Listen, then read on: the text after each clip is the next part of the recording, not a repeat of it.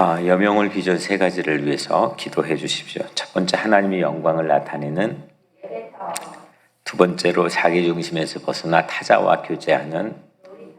세 번째로, 복음을 전할 인재 양성에 위해서 기도해 주십시오. 특별히 지금 온라인 예배로 한 19분이 예배를 드리고 있는데 그분들에게도 오늘 하나님의 은혜가 있기를 바라지만 또 현장에 나와서 교회를 기도하면서 지키는 귀한 분들을 축복합니다. 오늘 여러분들에게 하나님의 은혜가 있기를 바랍니다. 성경에는 계명을 중요하게 다룹니다. 계명, 이름을 바꾸는 거.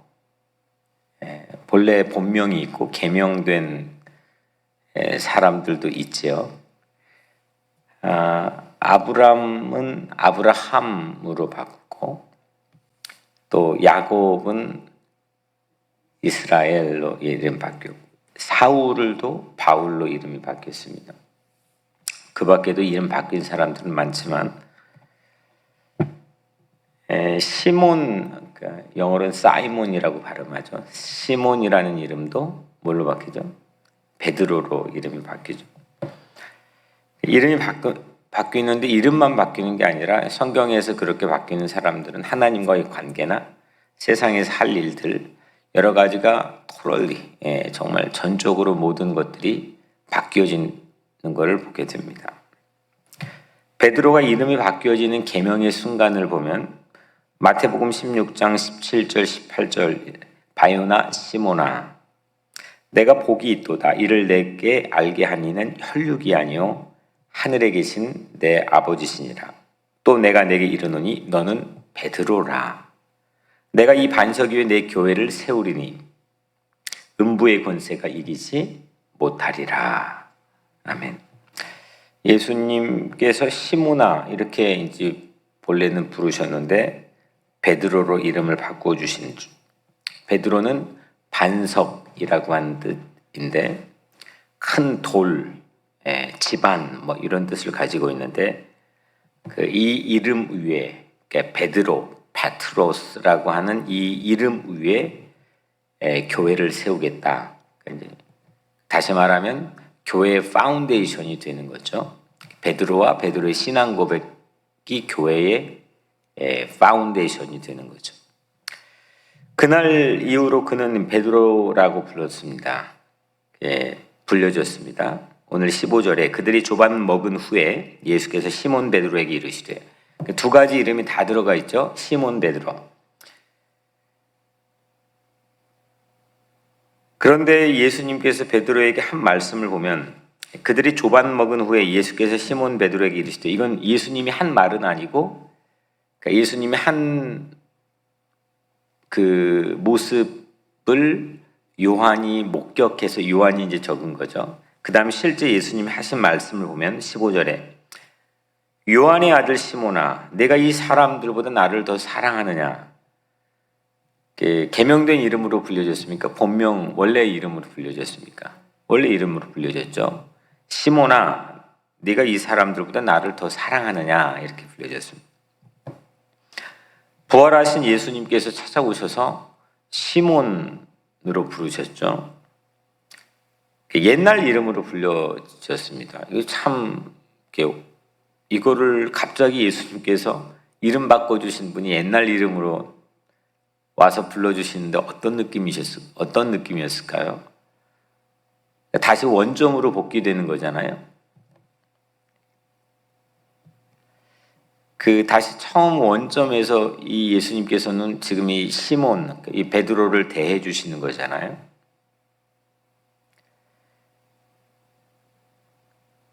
갈릴리 호수에서 예수님께서 차려주신 그 아침 식사를 함께 먹던 그날, 아침을 다 먹고 나서 시몬아 이렇게 불러주시는 거는 다시 원점으로 베드로를 대해 주시는 거죠. 그 원점으로 다시 시작하기가 참 어려운 지금 사람이지. 너무 호언장담을 해놔가지고 베드로 입장에서는 그게 오늘 세 번 물어보는 그 세 번째에서도 스스로 그 심리를 우리에게 나타내 보이지만은 지금 쉽지 않은 상황인 거죠. 원점에서 이 다시 기본기를 다시 검토하는 것, 이거는 우리에게는 가장 큰 은혜입니다. 은혜가 그런 거죠. 은혜가. 아니, 우리가 그림을 그리다가, 저는 그림을 잘 못 그려서 그럴 기회가 많지는 않지만, 그림을 그리다가 잘못 그리면 어떻게 됩니까? 그죠? 지우고 다시 해야 되는데, 우리 인생이라고 하는 건 그러기 쉽지 않잖아요. 뭘 지울 수가 없잖아요. 다시 어제를 오늘로 끄집어가지고 다시 한번 시작해 볼 수 있는 기회를 갖기가 어렵잖아요. 오늘 베드로는 더더욱이 그 자신이 예수님 앞에서 호언장담을 했던 사람이기 때문에 참 이거는 어떤 마음이었을까 묻고 싶어요. 나중에 예수님께서 시몬아 이렇게 다시 불러줬을 때,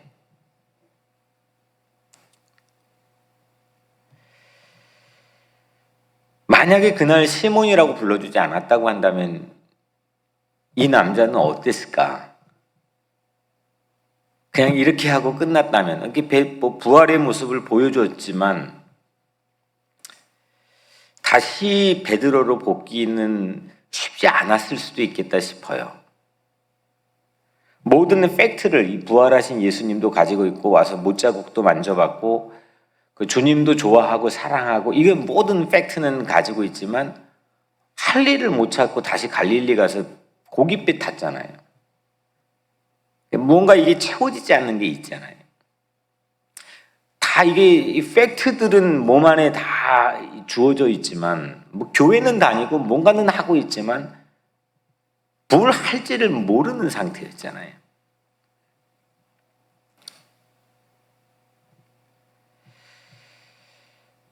그러니까 예수님이 가장 연약해 있고 예수님께서 누군가의 도움이 가장 필요로 했던 순간, 그 순간에 결정적으로 3번이나 부인하고 도망했잖아요. 부활하신 예수님께 나타나셔서 그 방에, 마가다락방으로 추정되는 그 방에 나타나셔서 8일 간격으로 나타나셔서 아무리 받아줬어도, 아무리 격이 없이 이 베드로가 대할 수 있었어도, 예수님이 갈릴리 호숫가에서 배 오른편에 그물을 던지라 했더니 153마리 물고기가 찢어질 정도로 잡혀서 요한이 먼저 알아봤지만 베드로가 옆에서 알아본 다음에 자기 겉옷을 걸치고 물속으로 그냥 바로 뛰어들었던 그 마음이 있었을지라도 다시 무엇을 해야 될지, 어디서부터 시작해야 될지 그 자신 없었잖아요. 못 보여줬잖아요, 우리에게. 아직까지는 그런 모습이잖아요. 그런데 불쑥 예수님께서 옛날 과거 이름을 불러줬어요. 예수님 만나기 전에 가지고 있었던 이름, 사이몬, 이렇게 불러주시는 거예요. 그때 기분이 어땠을까? 주님을 처음 만났던 그때 그 순간이 떠올랐지 않았겠습니까? 마태복음 4장 19절, 나를 따라오라, 내가 너희를 사람을 낳는 어부가 되게 하리라. 그거 지금 21장인 재현해 주고 있는 말씀이잖아요. 나를 따라와라, 내가 너희를 사람 낚는 어부가 되게 하리라. Follow me. 나를 따라오라 이렇게 하셨던 음성 다시 생각하지 않았겠습니까? 원점이라고 하는 건 기본기로 돌아가 다시 시작할 기회를 얻는 거죠. 아무리 실수하고 아무리 실패를 했을지라도 또 처음부터 시작할 수 있는 것, 다시 시작해 볼 수 있는 것, 이게 원점이잖아요. 우리 인생에선 예수 없이는 그 용수철 같이 탕 당겨졌다가 다시 원점으로 돌아가는 기능을 가질 수가 없어요. 이 용수철 기능 자체가 지금 코로나로 모든 거를 쫙 잡아 당겨가지고 엄청난 소용돌이 속에 있는데 다시 교회를 오픈하고 다시 사업터를 오픈했는데 이 용수철 기능이 이 사회적으로는 전부 다 떨어져 있잖아요. 다시 복귀가 안 되잖아요. 예수 없이, 예수가 우리에게 주는 기회 없이, 예수를 바라보지 않고 예수와 만남을 갖지 않고 예수가 내 이름을 불러주지 않고는 우리는 그 용수철 기능을 회복할 수가 없는 거죠. 부활의 은혜가 이제 그런 거죠. 부활의 은혜.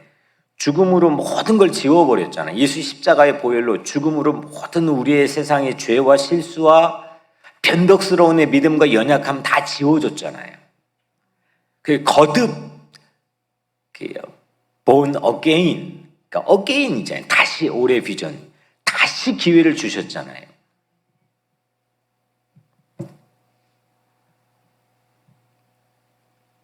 그게 부활이죠. 그날 아침 부활 예수님께서는 시몬이라고 이름 불러주시면서 그 실수에, 그 연약함에, 그 자책하는 마음에 머물지 않게 하셨잖아요.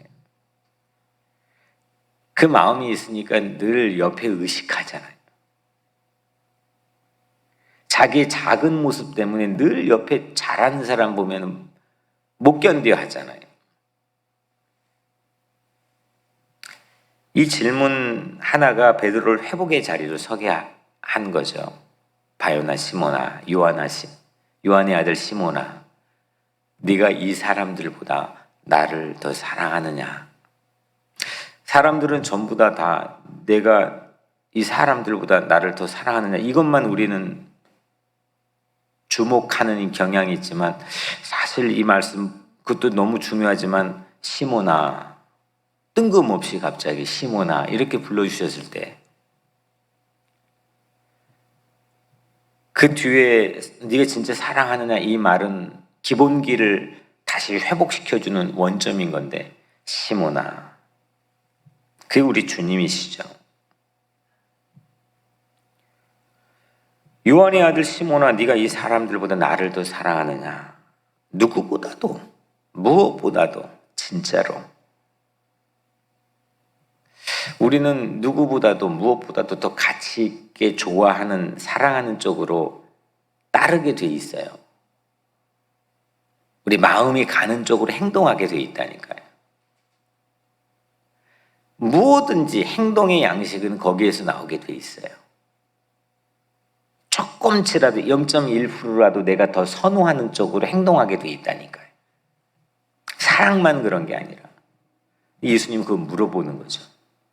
너 나 따라올 수 있으면 세상 무엇보다도 나 더 정말 사랑하니? 라고 물어보시는 거죠.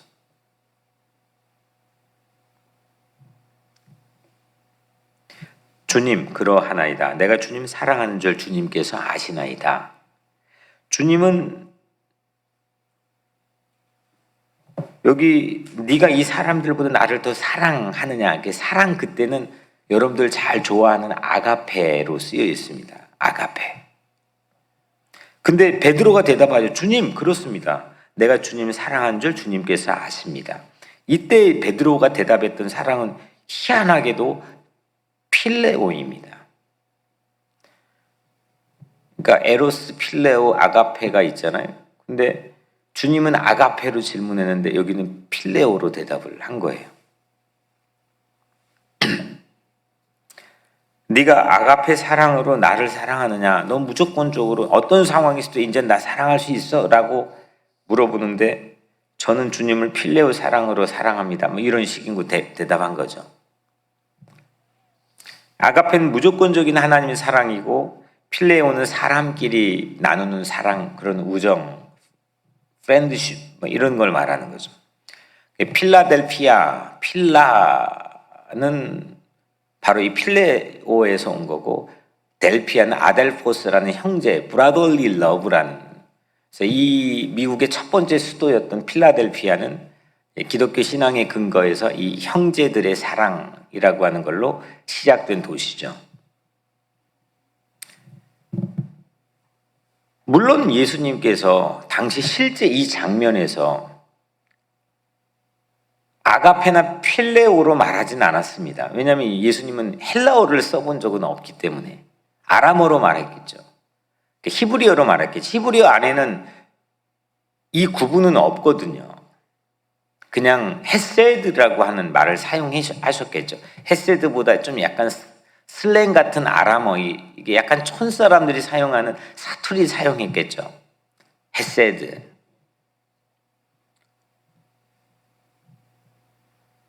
무조건적 사랑을 물어보신 것은 분명한 것 같아요. 이것이 세월이 흘러가지고 요한이 오늘 이걸 기록했을 때 헬라어로 구분을 한 거죠. 그때 장면이 그런 장면이었다는 거겠죠.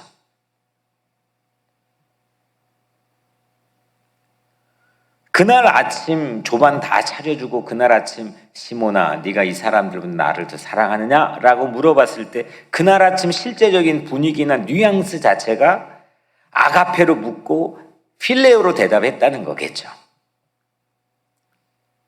이런 거겠죠. 네가 나를 진짜 사랑하니? 더 사랑하니? 무조건적으로 사랑하니? 언제든지 이제는 사랑할 수 있겠니? 이렇게 물어봤는데 저는 주님께서 바라시는 만큼 주님을 사랑하지 못합니다. 못했습니다. 이런 거 아니겠어요?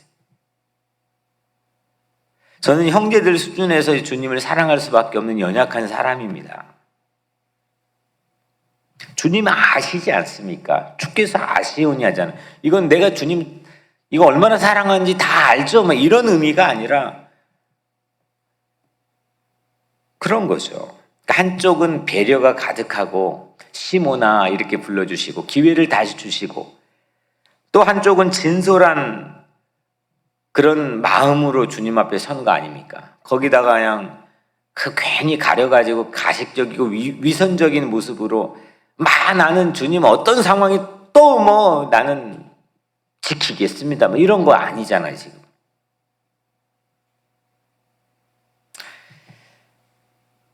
이제 그 사랑을 우리가 회복해야 된다는 거죠. 불완전한 사랑, 필라델피아. 형제들의 사랑에 머물 수밖에 없는 이 연약한 사랑. 조건적인 사랑, 무조건적인 아가페 사랑이 이게 이르지 못하는 사랑. 말과 행함이 같지 않을 때가 너무 많은 사랑. 하지만 주님께서는 우리에게 그 아가페의 사랑으로 다가오시고 그 사랑으로 채워주시고 그 사랑을 우리에게 요청하시는 거죠. 주님을 세상에 어떤 것보다 가장 사랑하면 우리는 모든 문제가 해결이 됩니다. 그게 열쇠인 거죠. 주님만 사랑할 수 있으면 모든 일의 풍요를 누릴 수가 있고 모든 일이 넉넉하게 이길 수가 있습니다. 예수님을 사랑하는 것보다 더 우선된 일은 없죠. 예수님을 사랑하는 일보다 더 급한 일은 없죠. 진짜 그러냐 이거죠. 이 교회가 예수님을 사랑하는 일보다 더 중요한 일이 과연 뭐가 있냐 이겁니다. 주님의 말씀을 듣는 것보다 더 중요한 일이 뭐가 있냐는 겁니다. 이때 주님은 할 일을 회복시켜 주시죠. 뭘 해야 될지. 이거 거꾸로 하고 있다는 거예요. 우리 교회 내가 이거 못 참는 것 중에 하나죠. 일 먼저 하지 마. 예배를 드리라는 거죠. 주님을 먼저 사랑하라는 겁니다. 그 일로 이 안에도 교회 망하지 않는다는 겁니다. 심지어 조원태 목사가 그 일 안 하고 그냥 침대 누워있기만 해도 이 교회 망하지 않는다는 겁니다. 주님은 우리에게 요청하시는 게 뭐냐? 주님을 사랑하는 걸 원하시는 거죠. 주님을 예배하는 걸 원하시는 거고 주의 말씀을 듣는 걸 원하시는 거죠. 이때 주님이 할 일을 회복시켜 주셨어요. 내 어린 양을 먹이라. 내 어린 양을 먹이라. 드디어 할 일을 찾게 해주셨잖아요. 할 일을 못 찾았잖아요. 뭐부터 시작해야 될지는 몰랐잖아요. 근데 할 일 찾게 해주셨어요. 인생을 멋지고 아름답게 디자인해 주셨어요. 왜 이게 나이가 들어가면서 인생이 스스로 추해진다고 생각하느냐? 할 일이 없기 때문에, 할 일을 못 찾기 때문에 그래요. 이 젊은 20대가 뭐 완벽합니까? 맨날 실수하고 실패하고 뭐 생각도 없이 살 때가 많고 경험도 없고 30대, 40대가 뭐 그렇습니까? 근데 할 일이 있잖아요. 그건 세상의 관점이고 우리는 노년이 돼도 언제가 될지라 주님 부르시는 그날까지 할 일이 있는 거예요. 그걸 못 찾으면 20대도 추한 거고 그게 있으면 80대도 찬란하게 아름다운 거죠. 그 남의 시선으로 내가 괜히 소외됐다는 느낌, 괜히 외롭다는 느낌, 나이 든다는 느낌, 그 느낌으로 사는 건 세상하고 똑같은 거예요.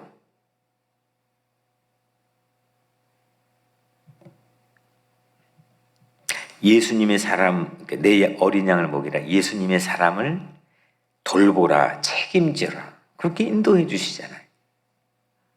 사람을 사랑하는 행복을 알게 해주시는 거잖아요. 사람을 책임지는 돌봄으로 우리를 가이드해 주시는 거잖아요. 사람을 낚는 어부가 되게 해라. 처음 들었던 말씀은 다시 동일하게 회복시켜 주시는 거잖아요. 베드로가 3년 전에 주님과 첫 만남에 사람을 낚는 어부라고 하는 사명의 리뉴얼, 갱신을 맞는 아침이 되는 거죠. 예수님은 이 질문과 답과 사명의 위탁을 3차례 반복해 주셔요.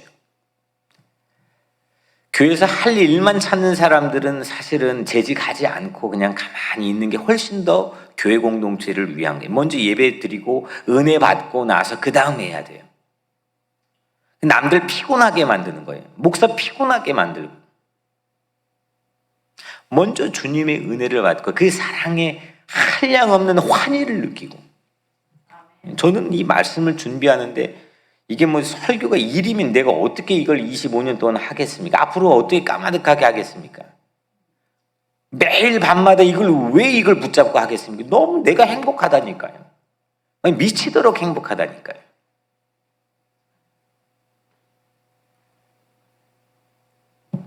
일을 하려고 우리를 부른 게 아니라는 거죠. 3번 부인한 베드로에게 3번 닭울음 소리에 회개했던 베드로에게 그 형편없는 3번씩 꼭 부임은 그런 베드로에게 3세판 기회를 또 주시잖아요. 네가 나 사랑하느냐 3번 물어보시잖아요. 한량없는 주님의 은혜죠. 베드로에게만 그랬겠습니까? 우리에게도 주님은 그러시는 거죠. 우리도 예수님의 사람을 사랑하는 행복, 그 행복, 사람을 사랑하는 그 행복이 최고 행복 아닙니까? 사람을 미워하는 게 가장 큰 저주 아닙니까? 사람을 사랑하는 행복으로 오늘 베드로를 인도해 주시는 거죠. 오늘 우리 교회 성도들이 그렇게 되기를 축복합니다. 아멘만 하지 말고 일 열심히 하려고 하지 마세요. 그러니까 제 10년 동안 보시면 알잖아요. 일 못해도 된다니까요. 누군가는 하게 하세요. 다 코로나가 그런 기능 아니면 다 멈춰도 돼요. 예배 붙들고 예배 안에서의 주님 사랑을 받고 우리가 주님을 사랑하면 되는 거죠. 그 교회인 거죠. 그럼 저절로 돼요, 다. 또 한 가지는 예수님은 베드로의 새로운 인생길에 놓여질 영광스러운 죽음, 영광스러운 순교를 예고를 해요. 18절 내가 진실로 진실로 내게 이르노니 내가 젊어서는 스스로 띠띠고 원하는 곳으로 다녔거니와 늙어서는 네 팔을 벌리리니 남이 내게 띠띠우고 원하지 아니한 곳으로 데려가리라. 팔을 벌리고 남이 띠띠우는 것, 이건 십자가 순교 아닙니까? 팔을 벌려라. 거꾸로 십자가 매달아 죽었다면서요. 순교했다면서요. 이게 뭐예요? 이게 베드로가 예수님처럼 살고 예수님처럼 죽는다는 거예요. 삶도 예수님처럼 죽음도 예수님처럼. 우리 교회가 이게 제 10년 전 부임했을 때 우리 교회 전국적인 그냥 끝까지 가는 비전이 바로 이거죠. 예수님처럼 be like Jesus. 19절 이 말씀을 하시면 베드로가 어떠한 죽음으로 하나님께 영광 돌릴 것을 가리키심이로라. 이 말씀을 하시고 베드로에게 이르시되 나를 따르라 하시니 하나님께 영광이 될 죽음입니다. 죽는 거 다 싫어하지만 근데 다 죽습니다. 한편 영광스러운 죽음보다 편안한 죽음, 평안한 죽음을 선호합니다. 사람들은. 그래서 안락사, 존엄사라고 하는 그런 컨셉도 현대는 등장합니다. 근데 이런 죽음을 하고 싶다, 이렇게 영광스러운 죽음, 순교 같은 죽음을 하고 싶다, 이게 전 그런 로망이 있거든요. 근데 그게 마음 먹는다고 되는 겁니까? 10,000명, 10,000명 중에 1명 있을까 말까 한 건데 아무에게나 주어지는 기회가 아닙니다. 전 그런 로망이 옛날부터 있었습니다. 정말 잘 죽었으면 좋겠다. 영광스러운 한 번밖에 없는 기회인데 이거는 2번도 3번도 없는 기회인데 그렇게 됐으면 좋겠다. 근데 그게 아무렇게나 됩니까? 근데 오늘 이 장면에서 우리가 깊이 생각할 기회를 얻을 수는 있습니다. 어떤 죽음을 우리는 바라는 건가? 하나님께 영광이 된 죽음을 바란다면 그 죽음이 오늘 내 삶을 규정할 수 있는 거죠. 삶도 영광스럽게, 하나님을 영광스럽게 할 수 있는 거죠. 19절 나를 따르라. 삶도 죽음도 예수님은 따라라. 모방하는 거죠. 빌립보서 1장 20절 21절 살든지 죽든지 내 몸에서 그리스도가 존귀하게 되게 하려 하나니 이는 내게 사는 것이 그리스도니 죽는 것도 유익함이라.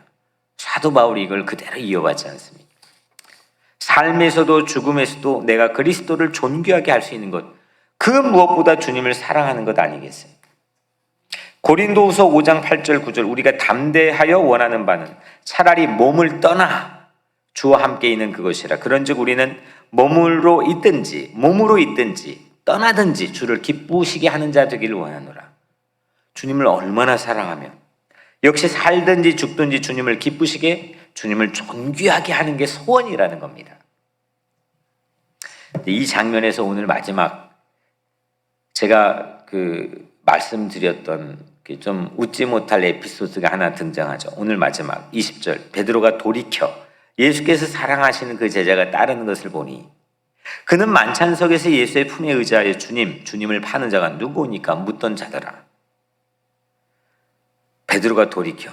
하필 그때 왜 베드로가 돌이킵니까? 그렇게 진지한 상황에서. 왜 고개를 왜 돌렸습니까? 뒤따라온 요한을 봅니다. 본능적으로 봤습니다. 21절 이에 베드로가 그를 보고 예수께 여짜오되 주님이 이 사람은 어떻게 되겠사옵나이까? 아니 자신이 순교할 것을 들은 베드로, 쟤는 어떻게 되는 겁니까? 제 요한은 어떻게 되는 겁니까? 우리 늘 따라다녔던 그 첫 막둥이 요한은 어떻게 되는 겁니까? 이렇게 물었습니다. 예수님이 대답하죠. 22절 예수께서 이르시되 내가 올 때까지 그를 머물게 하고자 할지라도 네가 무슨 상관이냐? 너는 나를 따르라 하시더라. 예수님이 다시 올 때까지 요한 살려두더라도 그것이 베드로 너와 무슨 상관이야? 라고 묻는 거죠.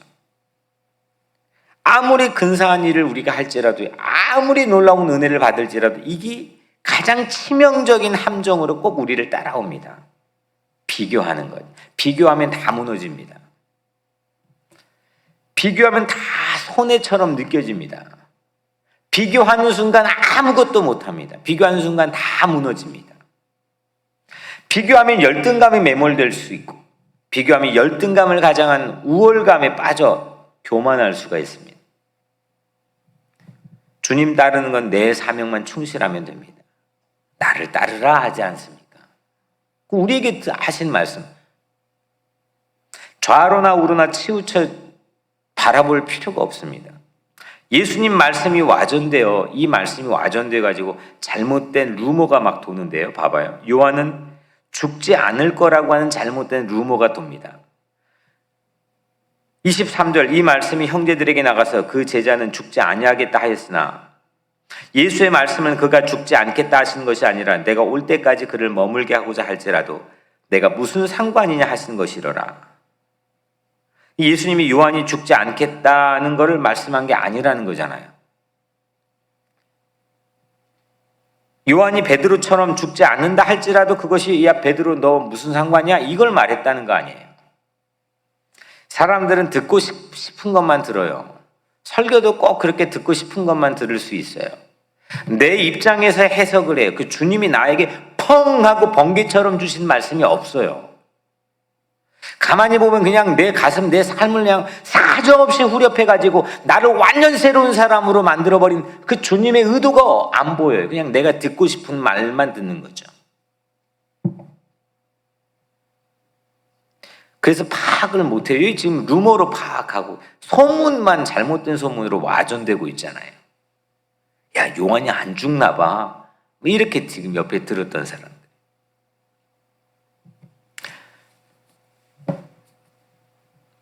우린 예수님 말씀을 내가 자의적으로 와전시켜서 받아들이지 않아야 되겠죠. 제가 설교를 준비하면서 바짝 긴장하고 늘 그걸 하려고 하는 게 자의적으로 해석 안 하려고. 이 말씀 가지고 성도들에게 자의적으로 적용시키지 않으려고.